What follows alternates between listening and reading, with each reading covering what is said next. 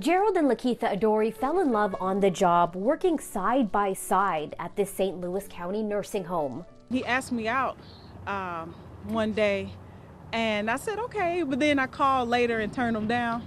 I don't know, and then about 6 months after that, that's when we went on our first date.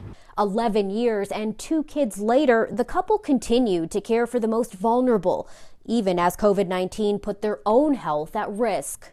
Family friend Steve Herboth. I saw him care for my father the way he would care for his own father. That makes him like family. In September, the couple were both diagnosed with COVID. Gerald's symptoms quickly became severe. He woke up that morning confused. He didn't know who I was.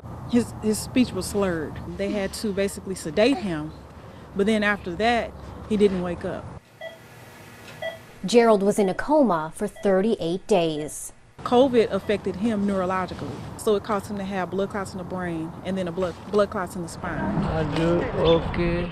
5 months later, he still can't walk, care for himself or his children. Lakeitha says his Anthem Blue Cross Blue Shield insurance will only cover 20 days of his physical therapy for the entire year. Quite frankly, I really don't think that's enough. We're in the middle of a pandemic. He's a nurse working the front lines. He gets sick, and then now we have to fight and scrape for every little piece of therapy he can get. I would see him provide the kind of care to others that he now needs. We've reached out to Anthem Blue Cross Blue Shield, and we're still waiting to hear back. At the start of the pandemic, many insurance companies pledged to fully cover the cost of COVID treatment, according to the Patient Advocacy Foundation. Now, studies show at least 10% of COVID patients, hospitalized or not, face a long-term recovery, with symptoms ranging from brain fog to chest pain. So advocates say insurance companies are finding ways to go back on their broad promise. Insurance, they may have to say you are officially recovered from COVID as soon as you're released from the hospital. And other ones say that once you've been no longer testing positive, anything from that point on is a different condition. They don't see him as a person.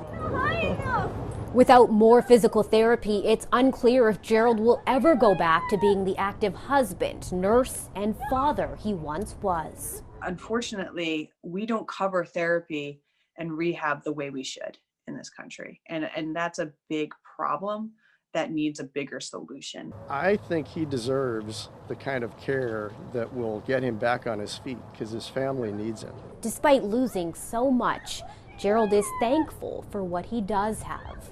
She's the best thing that happened to our